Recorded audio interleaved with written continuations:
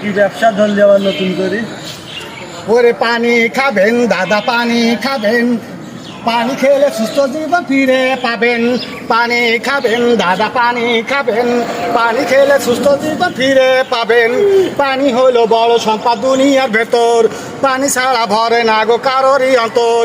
খালে বিলে আসে পানি, পানি নাইকেল গাছে, ও পানি ছাড়া এ জগতে কারি জীবন বাসে। ভালো পানি খাইতে হলে আমার কাছে নেন, পানি খাবেন দাদা, পানি খাবেন, পানি খেলে সুস্থ জীবন ফিরে পাবেন।